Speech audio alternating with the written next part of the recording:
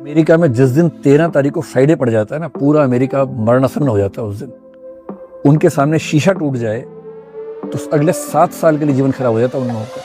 Fingers crossed, अरे कुछ होने वाला है, क्रॉस कर लो फिंगर। ये भी इंग्लैंड का अंधविश्वास है। हमने इंग्लैंड से बहुत कुछ लिया है, अंधविश्वास भी लिए हैं बहुत सारे। काली बिल्ली वाला अंधविश्वास भी इंग्लैंड का है, जो अमेरिका में भी चलता है। पर इंग्लैंड के कुछ हिस्सों में काली बिल्ली अच्छी मानी जाती है, कुछ में काली बिल्ली खराब मानी जाती है। विश्वास और अंधविश्वास के बीच के डिफरेंस के बारे में जानना चाहती हूँ। जैसे कई लोग ऐसा मानते हैं कि अगर बिल्ली रास्ता काट दे तो फिर वो अपशगुन है, उस रास्ते से नहीं जाना चाहिए। कौन सी बिल्ली? काली है? काली काली सर, काली। इसमें रंग भेद भी है सर। हाँ, मतलब जहाँ तक सुनने में काली बिल्ली, रेसिज्म भी है कि काली बिल्ली रास्ता काटेगी तो खराब होगा, गोरी बिल्ली में दिक्कत नहीं है। अगर सर ये अंधविश्वास है तो क्या कुछ साल पहले तक ये भी एक अंधविश्वास नहीं था कि इंसान चांद पर पैर नहीं रख सकता? तो किसी का विश्वास अंधविश्वास बन गया है, ये कब डिसाइड होता है? देखिए, 9 शब्द हैं 3 सेट में। एक है विश्वास, एक है अविश्वास, एक है श्रद्धा, एक है अश्रद्धा, एक है आस्था, एक है अनास्था। अब इन सब में अंध लगा लीजिए तो 6 गुणा 2 12 हो जाएंगे सभी। अंधविश्वास, अंध अविश्वास, अंध श्रद्धा, अंध अश्रद्धा, अंध आस्था, अंध अनास्था, ये 12 शब्द बनते हैं। आपने मुझसे 2 पूछे, विश्वास और अंधविश्वास है।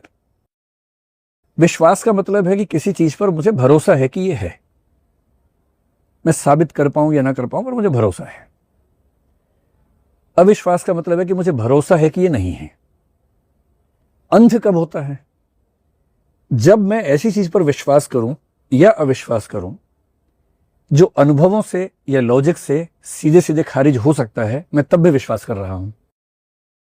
अगर मेरा कोई विश्वास इजीली रेफ्यूटेबल है, या तो एविडेंस से या लॉजिक से, तो वो अंधविश्वास है। अगर वो रेफ्यूटेबल नहीं है इजीली, तो हम कहेंगे कि विश्वास है या अविश्वास है, अंधविश्वास नहीं है। एग्जाम्पल लेके देखते हैं। और ये भारत की बात नहीं है, विकसित देशों में खूब अंधविश्वास चलते हैं, आज भी चलते हैं। अमेरिका में जिस दिन 13 तारीख को फ्राइडे पड़ जाता है ना, पूरा अमेरिका मरणासन्न हो जाता है उस दिन। सब अधमरे होते हैं कि आज कुछ ना कुछ होकर रहेगा। 13th एंड फ्राइडे एक साथ अगर आ गया, उनका जीना मुश्किल हो जाता है। उनके सामने शीशा टूट जाए तो अगले 7 साल के लिए जीवन खराब हो जाता है उन लोगों का। 7 साल अगर शीशा टूट गया तो।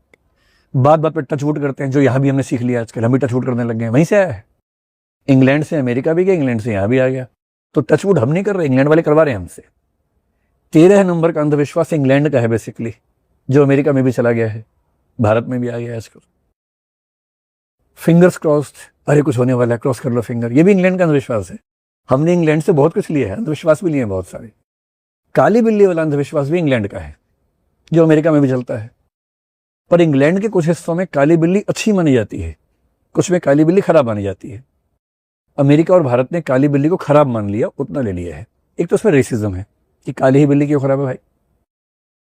दूसरा इसमें इलॉजिकल जो पक्ष है वो ये है, अगर हम चाहें तो हम स्टडी कर सकते हैं इस चीज को, इसमें क्या परेशानी है। आप 10 लोगों को और 10 लोगों को, 20 लोगों को सब्जेक्ट बना लीजिए। अगले 3 महीने तक या 1 साल तक रोज इन 10 के सामने काली बिल्ली गुजारिए, इन 10 के सामने ना गुजारिए। फिर इन 20 की जिंदगी कैसी चल रही है स्टडी कीजिए।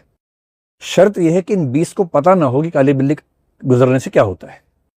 पता होगा तो ये उसी भरोसे में खुद ही सिर फोड़ लेंगे कहीं जाके अपना, क्योंकि ये जो सुपरस्टिशन है इनका जब दिमाग पे असर पड़ता है, एक प्लेसिबो और नोसिबो शायद शब्द सुने होंगे आपने, उसका बड़ा गहरा असर होता है।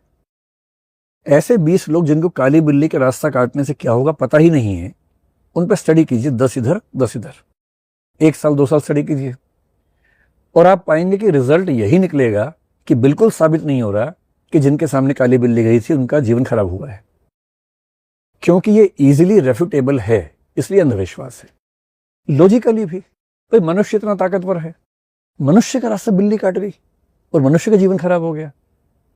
ये ह्यूमनिज्म है या कैटिज्म है? हम तो ह्यूमनिज्म की बात करते हैं कि मनुष्य सबसे ताकतवर है, होमो सेपियंस है। ये कितनी लॉजिकल बात है। फिर काली ही बिल्ली क्यों? अगर बिल्ली से कुछ तरंगें निकलती हैं जो नुकसान करती हैं, वो काली बिल्ली में क्यों निकलेंगी? सफेद में भी निकलेंगी। क्योंकि बिल्ली के रास्ता काटने से नुकसान होता है, ये रेफ्यूटेबल है, एविडेंस के साथ भी, एम्पायरिकली भी, लॉजिकली भी, इसलिए अंधविश्वास है।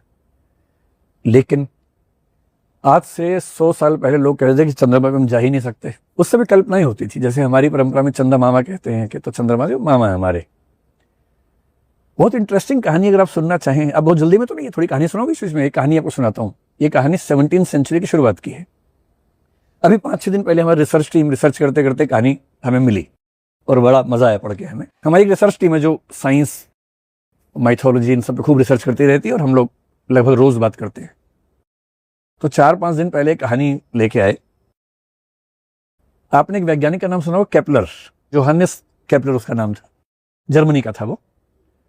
और वो 17वीं सेंचुरी की शुरुआत में और 16वीं के अंत में जीवित था। उसने एक फिक्शन लिखा, एक कहानी लिखी, जर्मन भाषा में लिखी। उस कहानी का अंग्रेजी में अनुवाद करें नाम का, तो नाम है द ड्रीम। ठीक है, वो पहली फिक्शन वेस्ट की मानी जाती है, साइंटिफिक फिक्शन, साई-फाई जिसको बोलते हैं ना, पहला साइंटिफिक फिक्शन उसको मानते हैं। उसमें उसने क्या इमेजिन किया कि एक बच्चा चंद्रमा पर पहुंच गया है और चंद्रमा पर एक पूरी बस्ती है, लोग रहते हैं वहां पर। वहां एक महिला रहती है। उस महिला का वर्णन करते हुए उसने सबकॉन्शियसली अपनी मां जैसा चेहरा बना दिया, जैसे उसकी मां दिखती थी। कैथरीना नाम था उसकी मां का। जितनी वो लंबी थी, जैसा उसका फेशियल एक्सप्रेशन से, उसकी मां काफी बुलंद महिला थी, समाज में काफी पॉपुलर थी। तो वैसा ही हुलिया, वैसा ही व्यक्तित्व उस महिला का बनाया। और वो चंद्रमा की बस्ती पर क्या करती थी? जादू का मतलब टोना भी, जादू टोना, ब्लैक मैजिक, वो सब करती थी। लोग उससे डरते थे। जादू का सामान बेचती थी बच्चों को। अब वो उपन्यास जब छपा, बल्कि छपने से पहले उसकी जब मैन्युस्क्रिप्ट बाहर निकलने शुरू हुई, उसी के इलाके के लोगों ने पढ़ ली।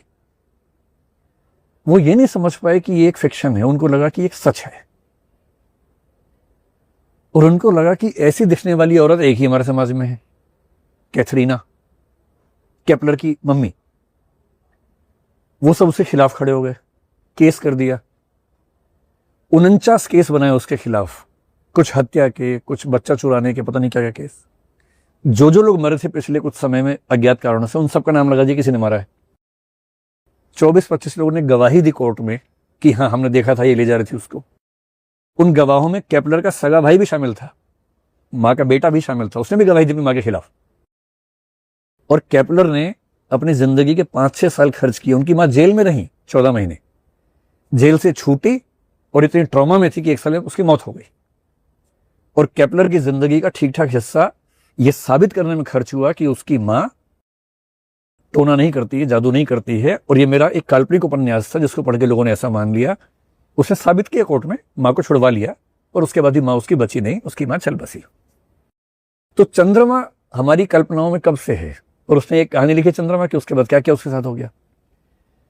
अगर कोई उस समय यह कहता कि हम चंद्रमा पे कभी नहीं जा सकते, कभी नहीं जा सकते, अंधविश्वास है। मुझे लगता है कि चंद्रमा पे शायद कभी ना जा पाए, ये अविश्वास है। नहीं जा सकते, वो भी कभी। इसका मतलब आपने ह्यूमन कैपेबिलिटीज को हमेशा के लिए खारिज कर दिया। अगर आप ये कहें कि मुझे लगता है कि आज हम सूर्य पर नहीं जा सकते, ठीक है, नहीं जा सकते। पर अगर आज कोई कहता है कि मुझे लगता है हम सूर्य पर कभी नहीं जा सकते, अंधविश्वास है, अविश्वास है, कह सकते हैं। तो अंधापन तब आएगा जब हम ज्यादा रिजिड होंगे, खारिज करेंगे चीजों को, भविष्य की संभावनाओं को भी खारिज करेंगे।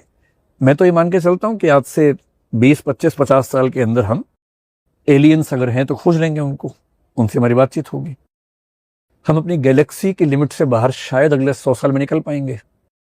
इंटर गैलेक्सिकल कम्युनिकेशन होना शुरू हो जाएगा, यात्राएं होनी शुरू हो जाएंगी।